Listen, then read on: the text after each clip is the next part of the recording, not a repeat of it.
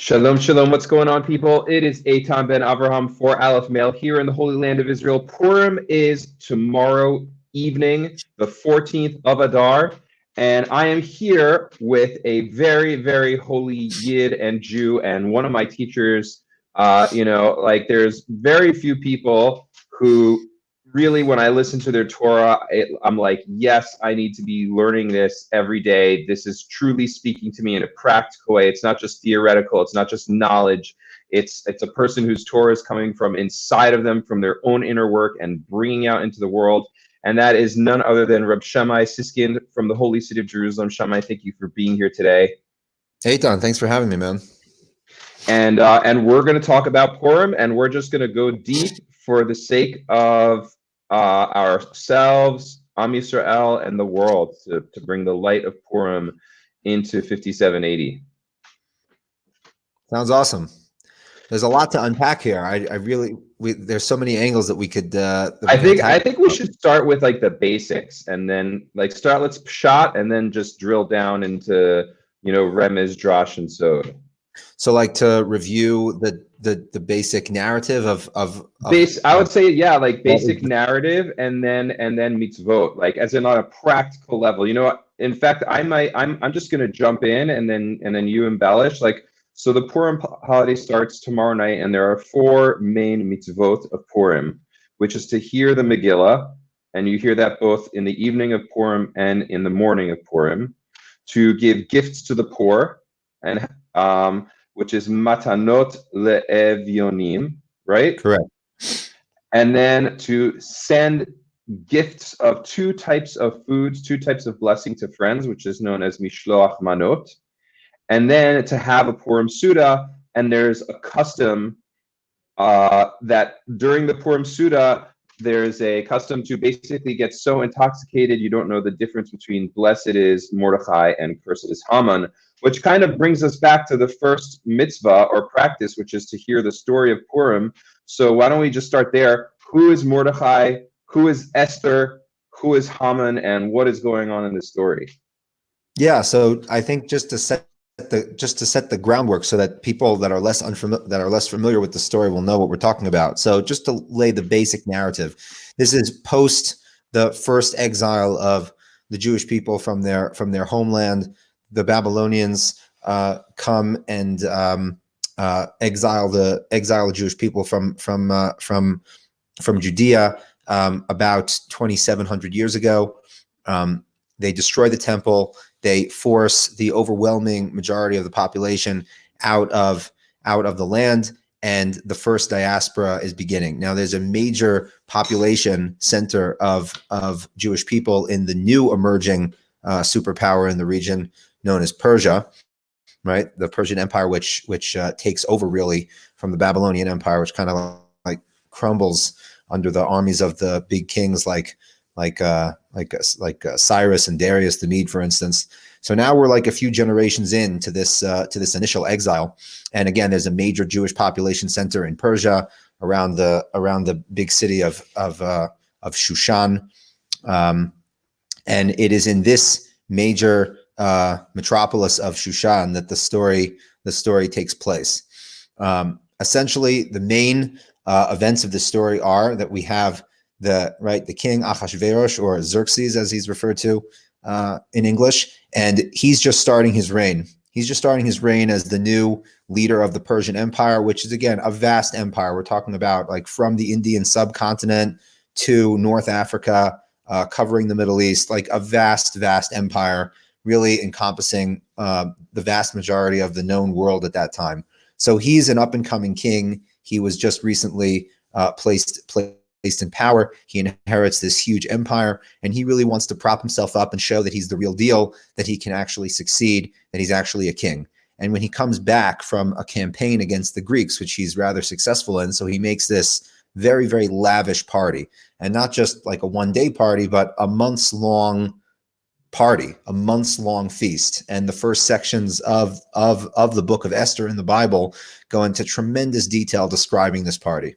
And it's lavish, and there's food, and there's drink, and there's gold everywhere. It's incredible. And it lasts. It's off the hook. Huh? It's off the hook. Yeah, it's off the hook. Exactly. It's Not off the hook. necessarily in a good way, but it's Not off the hook.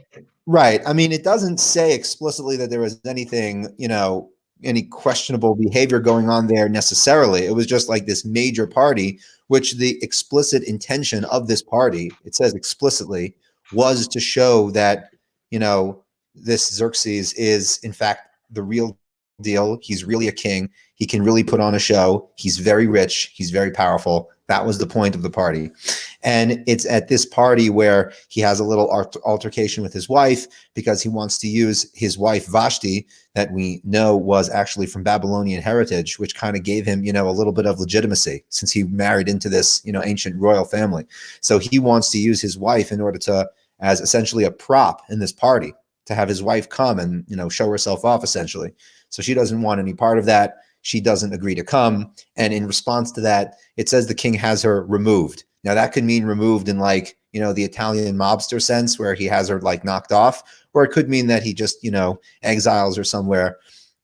Be that as it may, the point is that Ahasuerus is now in search for a new queen, right? So as kings of an empire do, since they have many options available to them, they, set up an empire-wide search for the perfect queen. And just as fate may have it, it happens to be that the one chosen to be the new Miss Persia is none other than Esther, right? The main character which the book is named after. And Esther, the heroine of the Purim story. Correct. The heroine of the Purim story, Esther, after which the book is named, she happens to be chosen. Now, what's interesting is that no one bothers to check in on where this woman is from and what her background is. And the reason for that seems to be just analyzing, again, as you said, we're going to start at like just the base, simple level of understanding the course of events as they actually transpired. The reason for this seems to be is because when you want a queen for the Persian Empire, right, which encompasses, again, a vast amount of geographical territory, a large amount of ethnicities and nationalities, you don't want the queen to be from that province or that nationality or that group of people. You want her to be the generic Miss Persia. That's who you want her to be. You don't want her to be associated with a particular group of people. So no one like bothers looking into the background of this girl. They just say, "Oh, great, she looks good. She plays the part. Great, she's the new queen." And she's rather successful in this new role, right? She plays the part. Everyone likes her. It says that she was everyone loved her. She had this natural charisma, and she was great, and she played the role, right? So these are the first scenes of the book of Esther, kind of again setting the stage for the entrance of our mega villain, as we're about to describe, and how this positioning allows it to work out. So Ahasuerus, Xerxes, has in his court this very interesting character who's an advisor, minister. I guess today we would call it something like a prime minister, right? Like a vizier type of character who's like the second in command to the king, and he's really like running the whole show, practically speaking. He's really running the government. And this character's name is Hummin, famously, right? The ultra mega villain Hummin, right? Now, he's a very interesting character, this Hummin. I think that after we go through this first section of just, again, as you said, covering the main points of the narrative, I think this would be a good place to start about delving into the psychology of Hummin, because I think that there's a lot to be learned from just analyzing this man's behavior. He who thought he hacked the lot algorithm. He hacks. Yeah, he hacks the algorithm. He thought he figured it out. He thought he had a lock on all the data, and he thought that he could figure out the answers. But yeah, but just before we get there, yeah, there's a lot to unpack here. But just before we get there, just to cover the basic story, I think we can gloss over some of the events and just like cover the main gist. Basically, this character seems to be somewhat of a megalomaniac and obsessed with promoting himself and expanding his power and influence. And he has a confrontation. Do you mind if I just pick it up for a second? He has a confrontation with Mordecai in terms of his megalomania, because he essentially walks through Shushan with an idol around his neck and demands that everybody bow down to the idol / to him. And Right. Mordecai, So it's worth pointing out that the bit about him wearing an idol around his neck is not explicitly in the text. It's not explicitly yeah, there. That is a midrashic, I guess we could say, subtext to the story that does highlight a very important point about like the dynamic of what's going on. But just to be fair and clear, it's not explicitly there in the text. What's that's explicitly true. there is that Haman is desperately trying to promote himself in order to expand his power and influence, right? Which is important. If you're a successful politician, you got to constantly be on the offensive, obviously. So he, right, as you said, he wants everyone to bow down to him and show him this respect. And this very respected Jewish advisor by the name of Mordecai, who, as And no one leader. knows, is also the relative of the queen. People don't know. As we said before, people didn't bother looking into the background of the queen for the reasons that we explained. So no one knows for sure that she's Jewish, and also that she has this familial connection to Mordecai. That whole connection is totally unknown till the very end of the story. So anyway, so Mordecai, out of his loyalty to the king, refuses to play this game that Haman is trying to play, of Haman trying to make, as they say in geopolitics today, a state within a state, right? He's trying to essentially usurp the power and be his own guy, right? Make his own rules. And Mordecai will not have any of it. He's not going to play that. And he doesn't bow down to him. He doesn't bow down, and he doesn't play along. He doesn't give this Haman character the recognition that he wants. So because Haman is a sociopath, megalomaniac, so his reaction to that is, okay, well, I guess I'll just kill him. But wait, it's not enough that I should just kill him, because that would be like petty if I just killed him. I got to kill him and all of his people, all of his kin, anyone who he's tangentially related to. I got to just wipe them all out. And when he finds out that Mordecai is in fact the Jew, so he says, why don't I just kill them all? Like they're good for nothing anyway. They're constantly causing problems. We'll just do away with all of them. And I want to hit pause on that and just insert that this theme of a person of great evil wanting to rise up and kill the Jews is a pattern within our history for over 4,000 years. This is astounding if you think about it, that within the actual historical events of our people, we've consistently been targeted for complete annihilation. Yeah, and specifically, I would say it's even more apt because the motivation to wipe out the nation of Israel is part of their ascent to power. Like that's a tool that they use in order to get themselves into that position. Hitler Yamach Shemo used that.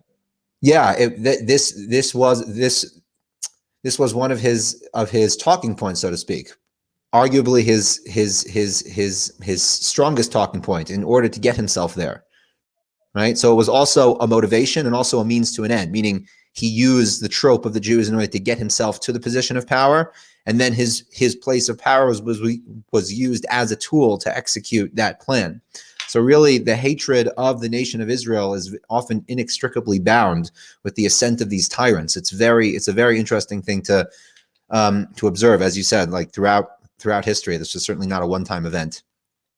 Anyway, so through a series of serendipitous events, let's say, the plan of Haman to eradicate the nation of Israel, and again, the entire nation of Israel was basically centered, around the Fertile Crescent, and maybe a little bit east of there, certainly well within the jurisdiction of the Persian Empire. So they had the ability to literally wipe out the entire nation of Israel at that moment.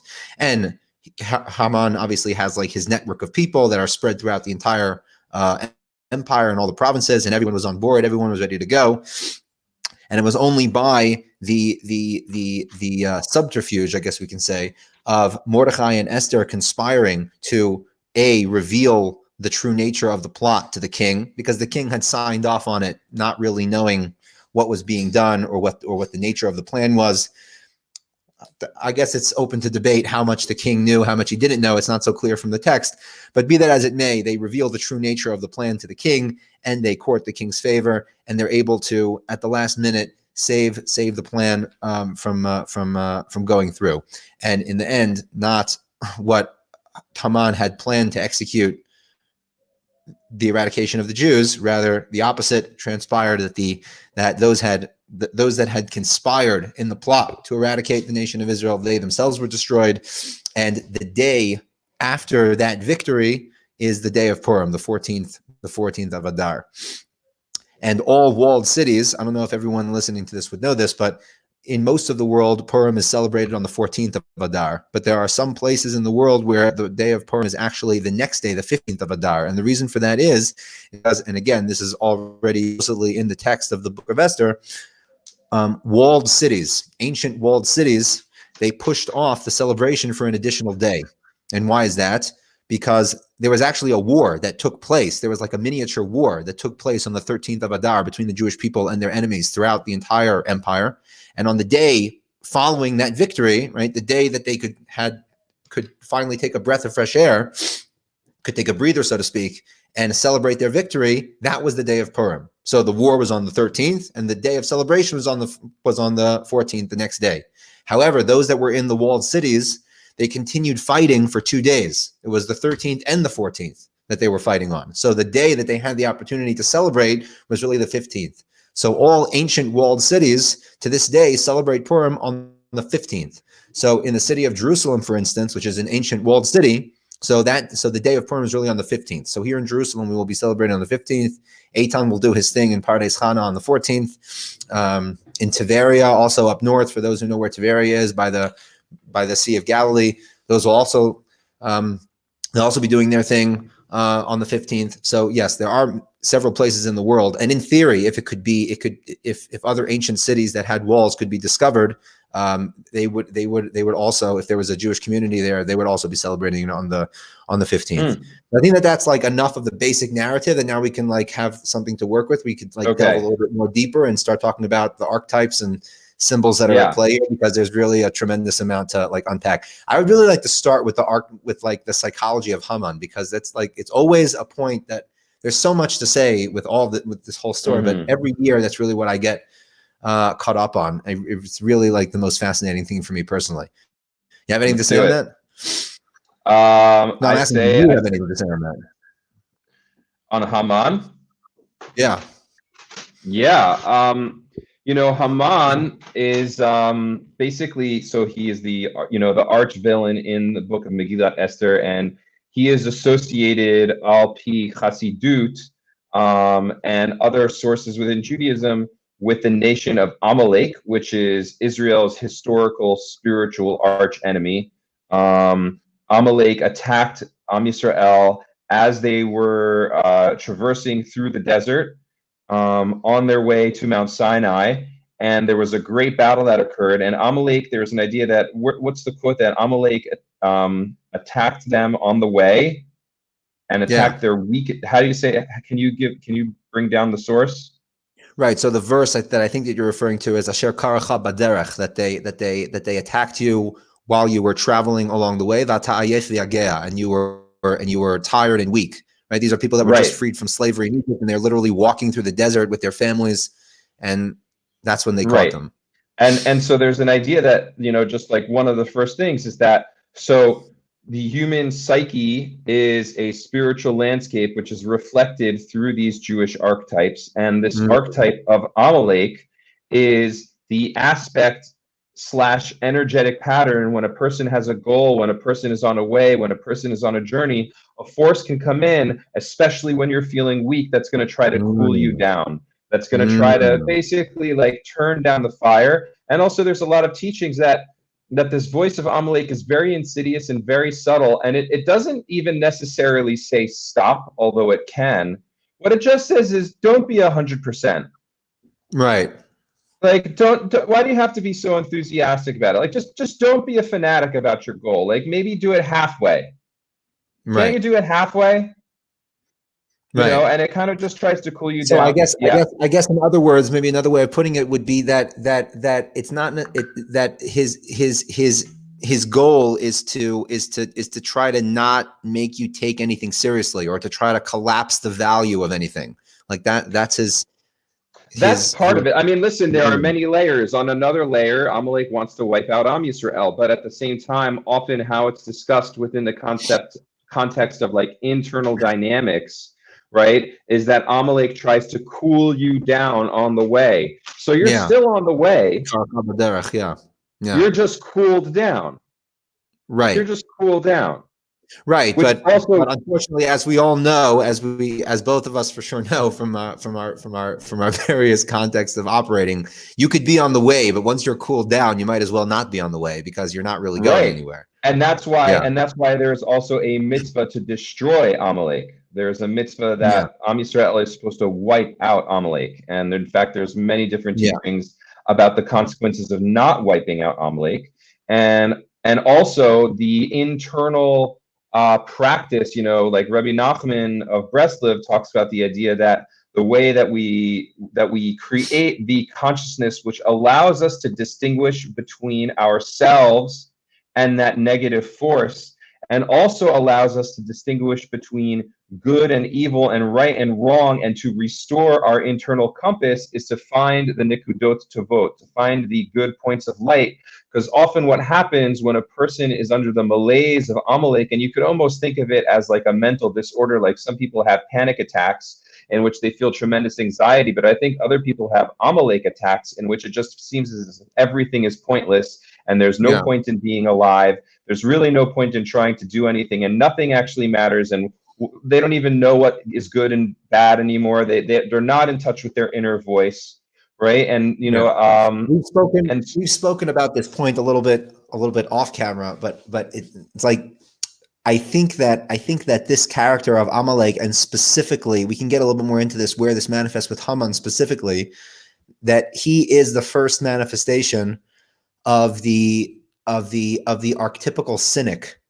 It's almost like a Joker character. It's like the evil cynic who's just trying to, like, he's laughing at all your values. Like he's trying to show you that anything that you're motivated to do, any hierarchies that you have in your head, any value constructs, they're all just right. He's the great leveler. Everything is dust. Everything is dust.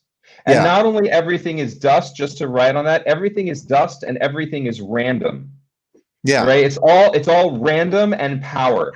And how are you going to stack the deck? To the lottery, which goes back to the lottery element, just to highlight the lottery. So that people will know what we're talking about. How did Haman decide on the best way to go about the destruction of the nation of Israel? He cast lots, and a lot in Hebrew is called a pur, or at least in Persian, rather. Right? In Persian, the word pur means a lot or a lottery. So it says he cast lots, he pil pur. And that's how he figured it out. So that's where the name of the holiday comes from, Purim. Right. The name of the holiday is named after this lot, because it's kind of like a joke to say what Haman put at the top of his hierarchy, at the top of Haman's worldview, is the lottery, which essentially means, as you said, everything is random. There's no purpose to anything really, because what's at the top is just total randomness. So the joke, so to speak, right? The joke is to name the holiday the lottery, because from our perspective, even the lottery isn't random. Even the thing that looks the most random is not really random, right? And I think that's part of the Jewish ethos in general. And just to throw a few more layers on our jam, so Rabbi Nachman says that the koach of Amalek, the strength of Amalek, is actually rooted in the nachash, and rooted in the snake in Gan Eden, in the Garden of Eden, that caused Adam to fall into sin, that caused good and evil to be mixed. And also, what is the curse of the snake? The curse of the snake is that it eats the dust of the earth, right? And so Amalek's koach comes from the nachash. The nachash is eating the dust of the earth. What does that mean? It means it has absolutely no emunah. It's eating dust.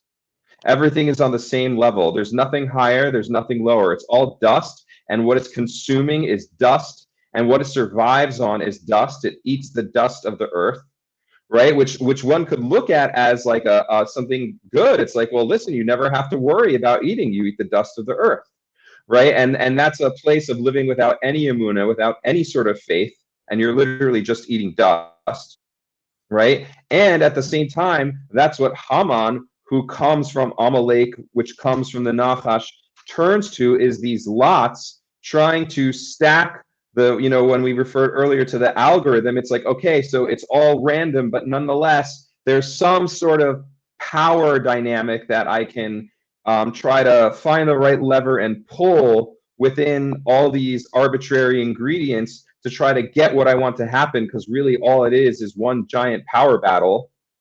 Yeah. Right. And so I'm going to cast the lot based on the most scientific, pattern recognition algorithm software that I can possibly create in order to destroy the Jewish people, because there's nothing more than that. Yeah. And in fact, that's part of why he wanted to destroy the Jewish people, because the Jewish people, they represent the antithesis to that. They represent the antithesis of that. And there's an idea that in a certain sense, the Jewish people, it's like the Jewish people's message to the world is that you are chosen. You are chosen, right? The way Reb Shlomo said it. Chosenness means not random. That's what chosenness means. Exactly. You are not arbitrary. You are not random. You are chosen. Life was chosen. If you're here walking on this earth, you are part of God's plan. There's a reason why you are here, and God is good. And that's also where Emunah comes in, because sometimes it appears as if sometimes God is not good. It appears on the surface as if there's pain and suffering, and there really can be pain and suffering.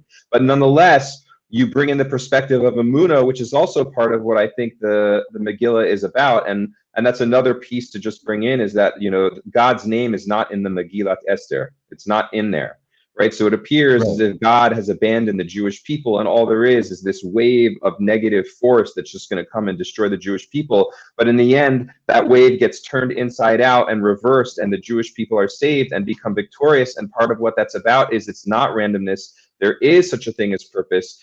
God is in the world. God is in our lives. The indications, it's that the indications of order, they emerge from what appears as a chaotic mess. And that's why, as you said before, God's name isn't in the Megillah, to show that even the chaotic mess, from what emerges from that, is the hand behind the curtain, so to speak. But it's a transcendent order. It's not like order in terms of the duality of order versus chaos. It's a different type of order. No, you see the order that is the substrata of what you thought was just total randomness and chaos. Right. Yeah. Right. But it's a transcendent order. It's a transcendent order. It's not it's not on the same level as chaos versus order. Like the room is messy, the room is clean. It's not like that type of order versus chaos. It's Yeah, I think we got it. Yeah. Okay. Yeah. I wanted to hone in on one specific narrative, because as you were speaking this whole thing out, there was this one scene in the Megillah that I think highlights a really important point about this whole dynamic.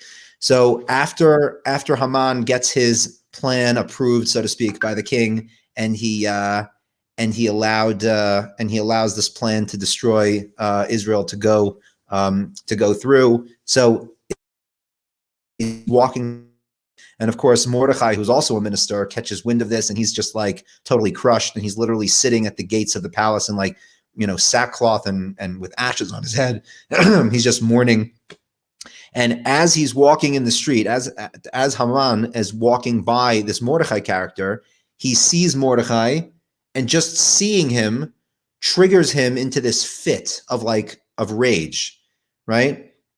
And you would think, why is this triggering him so much? Like, he just got his plan approved to destroy Haman and his whole people. Things are great. Destroy Mordecai and his whole people. Yeah, right. Excuse me. To destroy Mordecai and his people. Things couldn't be better, right? It says also he was just at like a royal party, and he had a lot of fun, and it was great, and there was food and wine and everything. Everything was great. Why is it that he's passing Mordecai, and the sight of this man triggers him?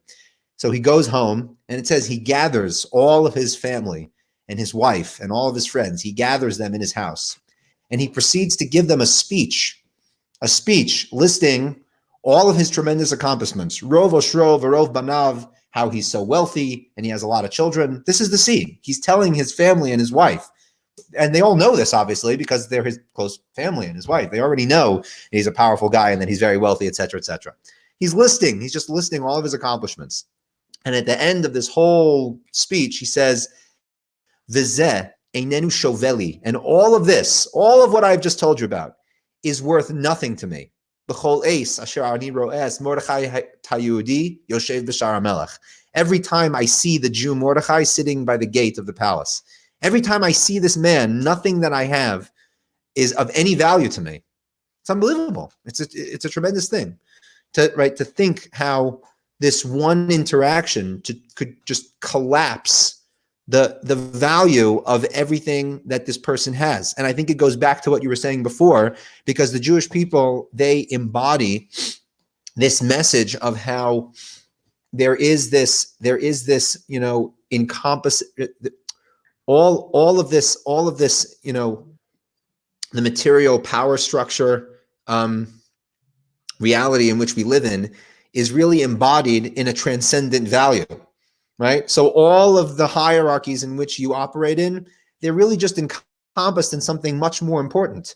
So therefore, if a person spends all of his life and all of his energy investing in this very constricted reality, when he confronts the fact, right, that there's a transcendent value that is above all of that, that really, really can trigger him. That can really frustrate him. He said, I've invested in everything that's just, complete vanity and complete worthlessness. Because ultimately he's serving his ego. Right. So so just the very sight of this Jew, Mordecai, is that rebuke, right? And we're talking about a Mordecai. At the same time, can you tell the midrashic story that goes along with that interaction when Haman sees Mordecai sitting at the gates? About, do you think that, and he asks Mordecai what he's learning? Oh yeah. That's a good one. So the rabbis in the Talmud give a midrashic and symbolic. And when I say symbolic, I don't mean, as opposed to literal. I mean symbolic in that they are the symbols that highlight the dynamic of what's going on, right? That's the way that you communicate these themes. So basically, Haman is, right, he's walking along, as we said, he confronts Mordecai, he sees him, and Mordecai is there with his students, right? Because Mordecai is a great sage and he has students, and he's there teaching them a particular set of laws, right? Laws that are called the laws of the Komets. Now, the laws of the Komets are that there is a certain type of flour sacrifice that was brought in the temple. You would bring flour and water and oil, is essentially bread, right? The bread would be baked, and the priests and the person that brought the sacrifice, they would partake of this bread, and a small piece of the dough would be separated. A small hands worth of dough would be separated from the kneading bowl, and that would be brought on the altar, and the rest would be eaten. So Mordecai was explaining to them the intricacies of how this dough was separated and how it was brought on the altar. There's a very specific procedure about how it's separated. They would separate it with the three middle fingers, and the pinky would be used to scrape off the extra dough. There's a whole intricate procedure. Anyway, so he's sitting there explaining to his students how this is done. And Haman approaches Mordecai and says to him, "So what are you teaching your students?" And Mordecai responds, he says, "Well, when we had our temple, so someone would bring a mixture of flour and water and bring it to the altar, and he would leave the temple in a state of pristine spiritual purity. Like that one act of devotion would allow him to transcend whatever state he was in and become closer to the infinite." And and Haman responds with disgust. He says, "I just paid a truckload of money to kill all of you." 50 talents of silver, right? 10,000. That's what the Megillah says. It says that he gives him a chest of 10,000 talents of silver. So Haman says, "I just paid 10,000 talents of silver to kill all of you. You think that your handful of dough is going to beat my 10,000 talents of silver?" Right? And Mordecai responds to him. He says, "If a servant acquires money, right, Does the money belong to the servant or does the money belong to the master? And that's the end of the conversation. Right? Whoa. Whoa. So what's being discussed over here? Like what's being said? Haman is coming from his perspective, as we were saying, everything is power dynamics, everything is hierarchies, everything is money, and in that world, anything can be bought. If you just have enough money and enough power, enough sway, you can get whatever you want, because there's no like value that's higher than that. It just depends how high you are up on the scale. So if you have enough money, enough power, you can get whatever you want, right? Mordecai's response is that whole system exists within my transcendent world, right? And if I live in a world in which God exists, I live in a world in which God is the King of Kings and Lord of Lords. And go ahead. Yeah. So Mordecai is responding. It's not a question of how much money you have, how much power you have, how high on the hierarchy you are. The question is, can you access the infinite, transcendent, in which all of that is contained in? All of your power dynamics and hierarchies are contained within that, right? So when I go to the temple with my little handful of flour, that's all I need. I don't need anything so big. I just need something. I just need some way to express my connection to that. So my handful of flour. Yeah, go ahead. And correct me if I'm wrong, is that handful of flour possibly connected to the poor man's offering or no? Yes, right. So why specifically is this expressed with the handful of flour? Because the flour offering was brought by someone who was poor and could not afford anything else. Couldn't afford opposite of Hummin. The opposite of Hummin. Right. So in the sections in the section of the 5 books of Moses in the book of Leviticus, which talks about these offerings. So in all the offerings, it describes, right, it introduces the offering as ish ki yakriv, when a man or a woman, right, brings this offering, and then it proceeds to describe the offering. But by the flour offering, it doesn't say if, right, ki ish, if a person. Rather, it says nefesh ki yakriv, when a soul brings. When a soul brings the flour offering, this is how you go about it, right? And the rabbis highlight, why does it say if a soul brings, right? Because for this person who's so impoverished and has nothing, right, the very fact that he's bringing something is showing his devotion. He's showing that he's really taking this very seriously, right? Someone who has, the assets, right? Someone who has money to burn. Okay, so he spends a little bit on an animal. It's not really showing any authenticity. Right? But someone who doesn't have anything, but brings something, even if it's the bare minimum, even if it's just a handful of flour, right? That's showing that he's really taking it seriously. It's showing that he's trying to connect to something, right, beyond just his constricted state in the material context, right? So it's his soul. It's as if he brought his very soul, right? Nefesh ki akriv. So Mordecai is saying, I don't need a truck full of money. I don't need your 10,000 talons of silver, right? I can transcend all of that. I can go to the next level, so to speak. I can go into the value in which all of that is contained. That go ahead. That the tiny offering of the poor man is ultimately more powerful than Haman's 10,000 talents of silver. Correct. Because also if you contrast the 10,000 talents of silver with a handful of flour, there's a clear power differential. Yeah. Yeah. Right? There's a clear distinction. Like, who's going to win in a fight? 10,000 talents of silver or a handful of flour? Yeah. To put it a little bit coarsely.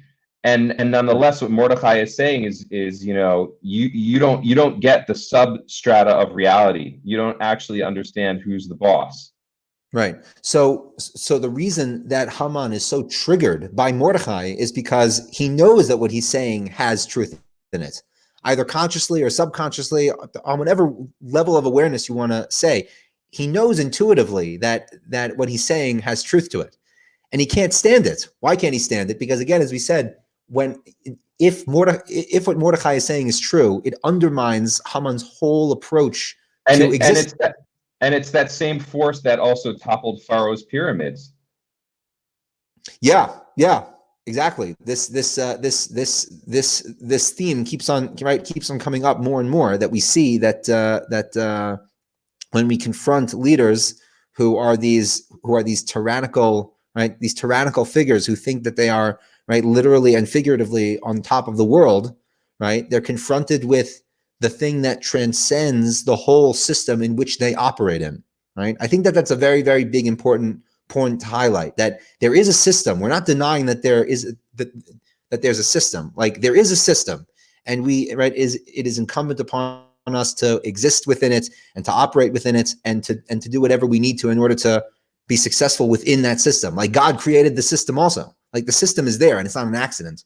However, right, it's important to understand that the system is just the constricted system. That's all it is, right? There's something and beyond. who are you serving within that system? Who are you Right, working for? right. This is the system in and of itself, like the end to itself, right? Because if the system is an end to itself, right, this is the logical conclusion of saying that the system is an ends into itself. If you say that, that means that at the end of the day, it's all a pour, it's all a lottery, it's all random. Right? That's why for Hummin, what stands at the very top of his hierarchy is the lottery, because there's nothing beyond that, right? There's just the system. Mm-hmm. And then there's the randomness in which the system exists, right? There's the purposelessness, which As in, I'm going to be a bigger snake in this giant dust heap of snakes biting each other. Yeah. And that's according to Hummin, that is the sum total. That's the sum total of reality, right? That's it, right? But right, the message that the nation of Israel is right brought to the world and is trying to constantly bring to the world is that, despite the fact that the system is real, it exists within a transcendent reality, right? And actually, we can serve God within that transcendent reality. That's where like Chabad Hasidut, the Lubavitcher Rebbe, Rabbi Menachem Mendel Schneerson talks about the idea of building a dirat tachtonim, of building a dwelling place in the lower worlds, that we can actually bring God's light into this finite, constricted consciousness and relate to it in an expanded way, and that actually what appears as if it's just a dust heap is actually a garden. Right, and that's why, going back to the themes of Purim, that's why the Jewish people for a very long time have had the custom, right, of wearing masks on Purim, right, to emphasize, again, just like by the lottery, right, we name the holiday after the lottery being the tool by which the villain was trying to destroy us.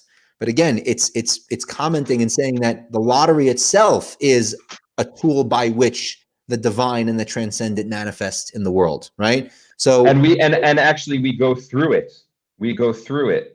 Right, we go through it, and then it becomes a tool to express the transcendent. And that's why we have these masks on Purim. We dress up, we're in costumes, right? We put things on our face, we hide our face to show that even when there's an outer layer that's covering something, even that outer layer can be integrated in. It can be integrated to expressing the divine, because everyone knows that you're wearing a mask, right? When you're walking around with an outlandish mask, everyone understands that it's a mask, right? No one thinks that that's actually how your face looks.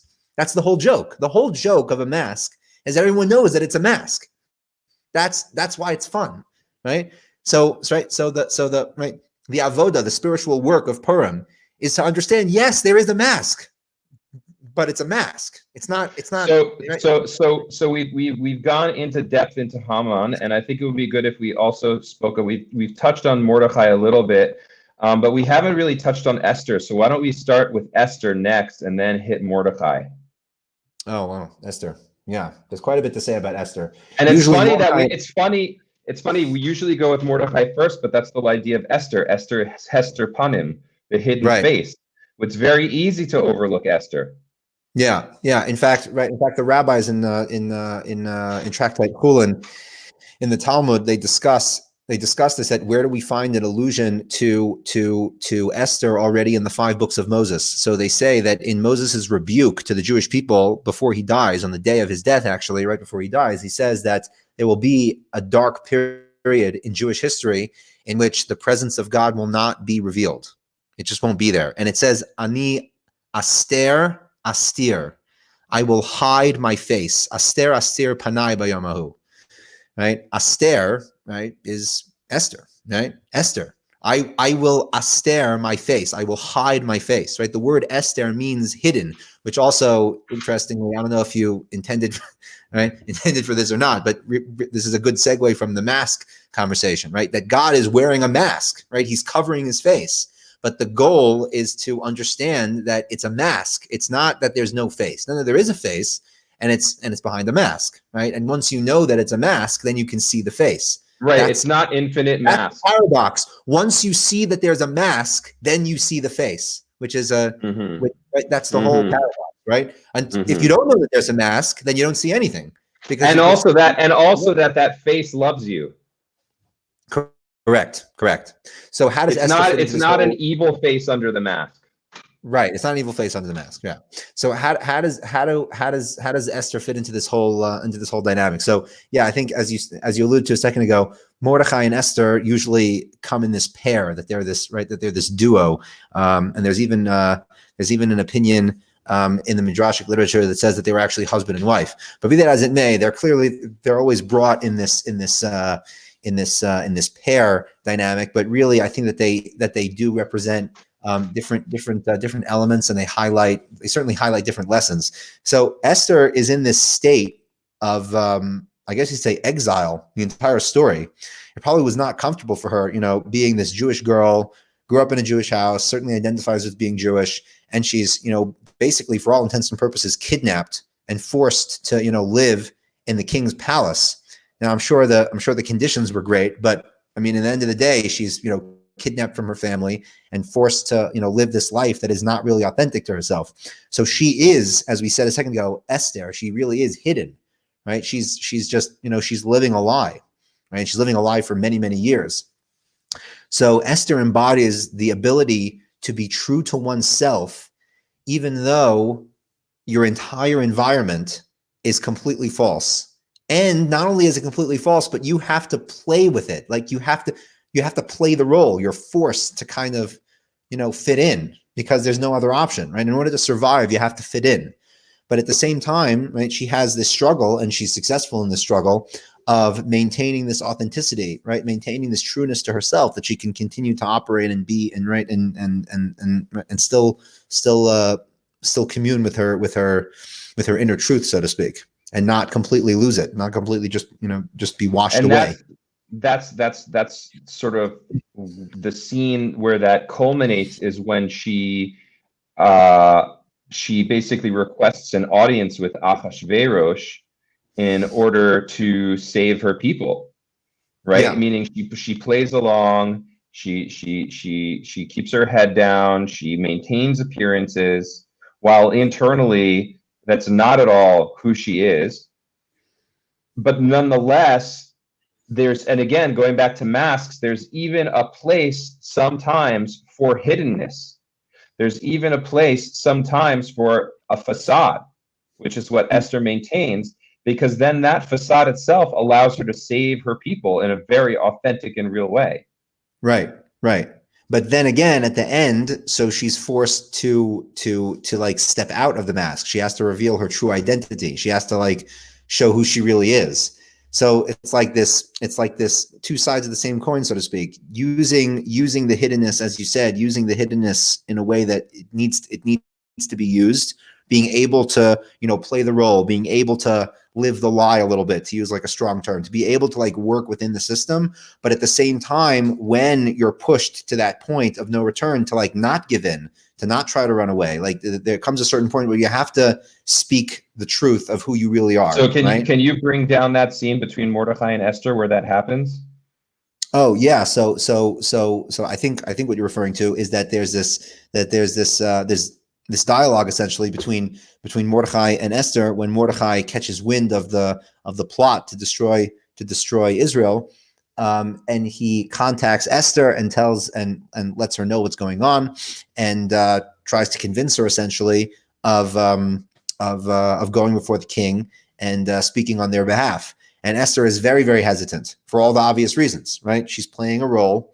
She's the queen, right? She's Miss Persia. She can't start, going and, beseeching for this, this random group of people, which aren't really liked so much to begin with, right? And she says, listen, it's it's a little bit of a risk to my life. First of all, who knows if it'll be successful? And second of all, it's a huge risk to my life if I expose myself, right? If I tell everyone my true identity, right? People are going to ask, well, why are you interested in these people? And they're going to start looking into who I am, and they're going to find out that I'm Jewish, and then I'm going to be in trouble. She's giving all the reasons. Essentially, what is she giving an argument for? Why I should continue to live the lie. I should continue to live the lie. And there are all these good reasons why I should continue to live the lie. And to bring it back down to what you were saying before earlier about how all this can be understood in terms of, occurring in the individual consciousness, not just an event, not just an historical event that happened, 2,500 years ago, but actually, archetypes interacting within the consciousness. So this argument of Esther is essentially giving all of the reasons why you should continue living the lie, why you should maintain that. And as we said before, there is value in that. There is value in being able to just play along. There is value in that. And at the end of the day, she needed that in order to be successful. Like she needed that that currency, so to speak, in order to be able to operate. Sometimes light comes out of darkness. Light comes through the use of darkness. Yeah. However you want to say it, meaning that she was in a certain sense living a life of great shadow, meaning she was in shadow. Who she was in shadow, right? It's darkness. Like she's not able to be true to herself externally. But nonetheless, out of that eventually comes a great light because she's able to save the Jewish people because she does reveal herself. But within that dialogue that happens between Mordecai and Esther is giving all of the reasons why she thinks she shouldn't do it. Eventually, Mordecai says, like, you can help me clarify. He says something on the lines of like, listen, if you don't do this, salvation will come from elsewhere. Like Hashem is going to bring salvation from elsewhere, but your name will be forgotten, right, among the Jewish people. Can you go into that a little bit? Yeah, I think that right. I think that highlights the idea that when there's something that needs to take place, right, it needs to take place for the world's sake, not for your sake, but for the world's sake. So you can choose to ride that wave or not. You can choose. Can you bring it into the context of the Megillah? And what's the Hebrew? What does Mordecai say to her? Oh yeah, sure. So Mordecai says to Esther, right? What does he say? Right. Revach v'hatzalah ya'amod la'Yehudim mimakom acher, that salvation will come to the Jews from another place. Va'at ubeit avich yovedu, and you and your father's house will be lost, i.e., forgotten. Right. Umi yodea im la'et kazot higat lamalchut. And who knows, maybe perhaps for this reason, you achieved this place of stature to begin with, right? So again, I think it's really coming down to what we said before, that when there's something that needs to take place, right? It's a wave, so to speak, that's coming into being, and the individual can decide if they're going to ride that wave or not. If they don't ride the wave, they will be lost, and their father's house will be lost. They will just, be lost to obscurity. They won't have any. As in, they're being challenged to step up. They're being challenged to step up. Exactly. They're being challenged to step up, and the choice is theirs. Like they could live the comfortable life, like they could do that, and like that'll be fine, right? But then they'll just be forgotten. Their contribution, their value will just be gone. There won't be anything there. And that is part of the heroism of Esther, is that she does step up, and in stepping up, she risks her life. And her stepping up, what does she say to Mordecai? She says, okay, I'm going to do it, but have the Jewish people fast for me before I go and face Achashverosh, right? And what I find interesting, and I'm just seeing this connection now, is that, so what is Esther doing? She's saying, okay, I'm going to confront the king. I'm going to step up. I'm going to put my life at risk for the sake of saving the Jewish people from the forces of Amalek. But in order for me to do this, I can't do it by myself. I need backup, which is very interesting because that's also a feminine quality, is communion. That she takes the posture of a hero, of she's going on a solo mission to confront Achashverosh. She's just by herself, and the Midrash brings down that as she's walking into the hall of the king, all the different idols of Persia are there, and they're like psychically attacking her, and she's hearing their voices in her head, and she loses her connection to Hashem, right? She loses her Ruach HaKodesh, and then finally she walks in, and she's faced with Achashverosh, and she requests, to have an audience with him. But before that, Achashverosh spares her life, because basically she goes to the king unbidden. The king didn't summon her. She goes to the king unsummoned, and then Achashverosh extends his scepter, meaning that she's going to live and she's allowed to make her request, and she makes her request. But at the same time, that solo mission that she goes on spiritually is happening after the Jewish people are fasting for her, right? So that solo mission is happening in a larger context of communion, right? It's very different than like the sort of like, especially if you look like modern hero characters, like if you watch the Avengers or you watch, other sort of pop heroes, like one of the phrases is, "Don't worry, I got this. Don't worry, I got this." You know what I'm saying? It's like, just I got this. It's me. Yeah. It's about me. I got this. Right? Which is very different than what Esther does. She says, "Pray for me. Get everybody to fast and pray for me." Yeah, right. Which like is a position. I got this. Like I don't actually have it, and I need some backup. Yeah. Right. And I'm going to do it anyway. I don't got it, and I'm going to do it anyway, and I'm going to do it with faith and fast and pray for me. And what's interesting about that is ultimately we learn that lesson from Moshe Rabbeinu in his confrontation with Amalek, because when he's holding his arms up, when the Jewish people are doing battle down below, Am Yisrael is winning the battle, and then when his arms goes down, because his arms get tired, the Jewish people start losing the battle with Amalek. And so in a certain sense, it's all on him, right? He's got this. If he keeps his arms up, we're going to win. But then what happens in the end? He can't keep his arms up. He's too tired. He can't hold his arms up forever. It's not something he can do by himself. And what happens? His friends, Aaron and Hur, right? His brother Aaron and Hur come and hold his arms up for him. And that's how the battle is won. And so what's the idea? Is that the battle with Amalek is won through communion. It's not won through the Lone Ranger solo hero. It's a collective victory.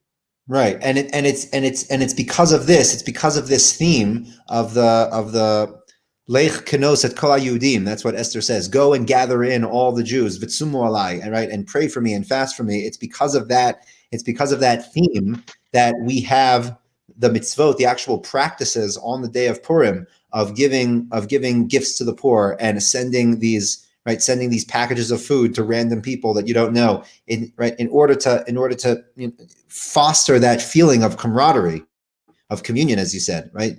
To know and to be aware that at the end of the day, this is a joint operation. This is not a solo act. There's no one that's doing a solo act. In order for me to be doing what I'm doing, I have to give to that person, I have to give to this person, and I have to receive from all different people, right? In order for this to be pulled off, so to speak, it has to be in a context in which everyone knows and is aware of the fact that we're all intrinsically connected, and that's Go ahead. Yeah, I'm just saying that's the source of these practices on Purim, in order to foster and embody that consciousness. Sending the gifts to the poor and sending food to your friends is focusing in and amplifying that interconnectedness. Yeah, absolutely. So speaking of interconnectedness and speaking of giving and receiving, I just want to say that this podcast is sponsored by the Aleph Male Beard Tribe. Our main products are Aleph Male Beard Balm and Aleph Male Beard Oil, which are handmade here in the Holy Land of Israel from 100% natural ingredients. And we use olive oil from the land of Israel, beeswax from the land of Israel, almond oil manufactured in the land of Israel, and you can get it at alephmale.com. And Shammai, you're also launching your business. News of that to come soon. Well, what's the name of it? Because people might be watching this afterwards and they can still contact you. HaCarmel Chocolatier. People can look it up. We're on Facebook. We have a website. You can Google us. You can find us. And basically, also, what is your product? Chocolate. HaCarmel Chocolatier. All Okay, handcrafted in Jerusalem.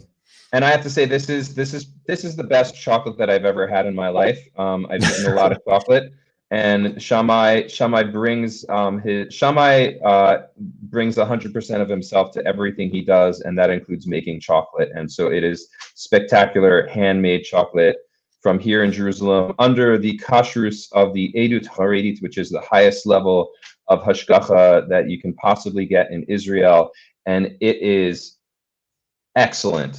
And you can also email Shammai at darkops.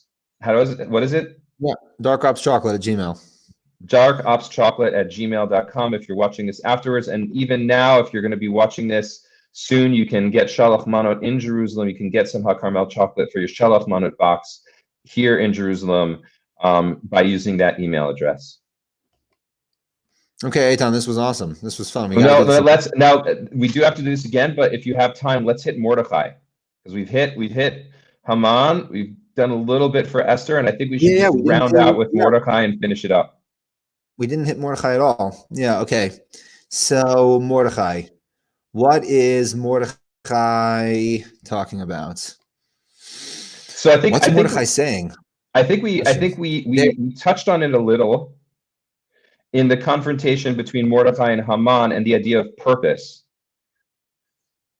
Yeah, the idea of purpose. I think that what triggers Mordecai's whole position in the narrative is first and foremost the idea of loyalty, which I think if you think about it, what does loyalty mean? Loyalty means that you recognize that something is important and you're going to stick with that thing regardless of what the consequences might be. Like, this is the right thing to do, and like that's basically it, right? You're not going to be bending the knee, so to speak. I think you mentioned earlier the midrashic commentary that Haman had an idol around his neck, right? So symbolically, what does that mean that Haman had an idol around his neck? Like, the idol means, the object of worship that's distracting you from the truth. Right, from the truth. Exactly. Right. That's what it is. So Haman, in his demands that everyone bend the knee, literally and figuratively, he is essentially wearing an idol around his neck and saying, bow to this, like bend the knee. Bow to that which is not real. Like the term avodah zarah, which means like strange worship or foreign worship. Like, we have a mitzvah in Judaism that you shall not have any other gods but God, right? And that Hashem, the HaKodesh Baruch Hu, Ribono Shel Olam, right? The Or Ein Sof, and that anything, and what that basically means is that avodah zarah or idol worship is worshiping anything that is not real, that which is not real, worshiping that which is not real, worshiping illusion, worshiping falsehood. Yeah. So the only thing that's actually real is God.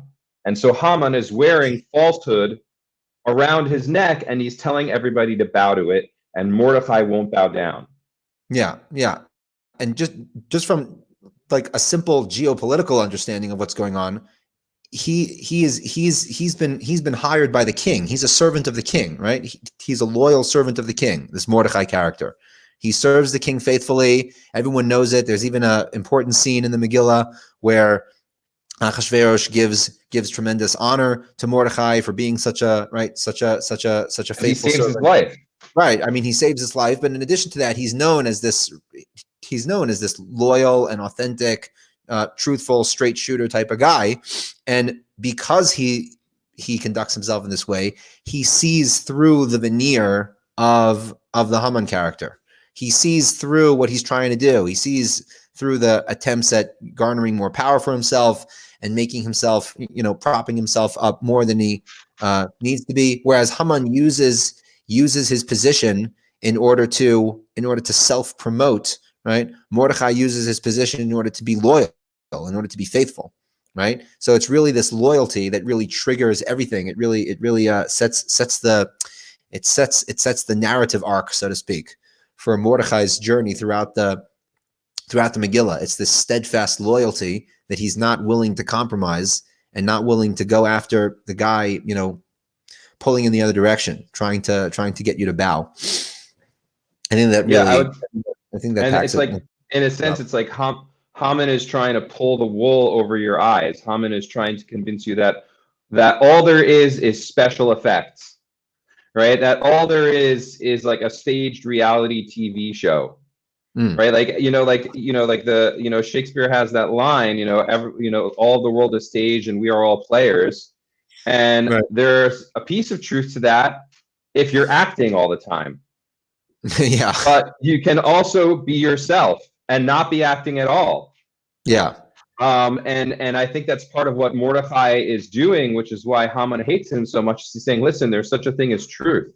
There's such a thing as reality. It's not a preference.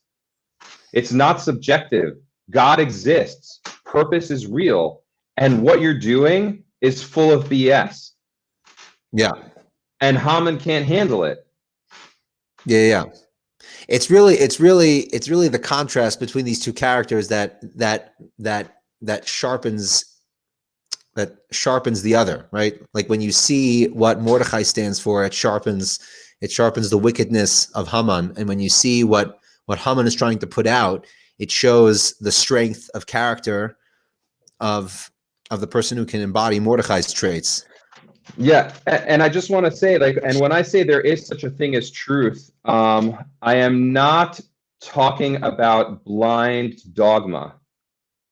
I am talking about God, and God is beyond any concept. And we, the Jewish people, have emunah, have faith that God gave us the Torah at Mount Sinai, and we walk the path of God's mitzvot, halacha, kashrut, Shabbat, tahara v'mishpacha, all the different halachot. But at the same time, we know that itself is not actually God. God is beyond any concept. God is beyond the concept of beyond. But nonetheless, we have a relationship with that which is beyond time and space, that which is beyond beginning, middle, and end, that which is truth with a capital T in our own little subjective world. And our interface as a tribe, as the nation of Israel, is the Torah. Yeah. 100%. Yeah. Yeah. Okay. So any can you turn all of this into a bracha?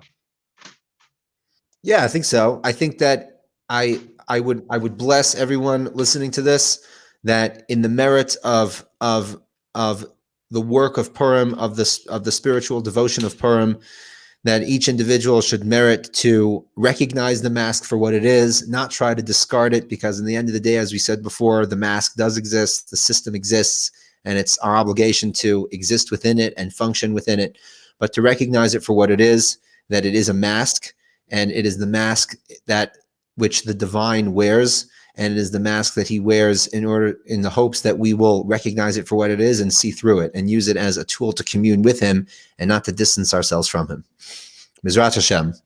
Amen. Amen. May Hashem bless everybody with a freilich Purim, a joyous Purim in which they are able to go deep into this crazy, crazy world and realize that it's not the end of the world. It's just God winking at you through a mask. There you go. All right, Shammai, thank you so much. Okay, Eitan, this was really fun. That was great. All right, good Purim. Bye-bye. Bye.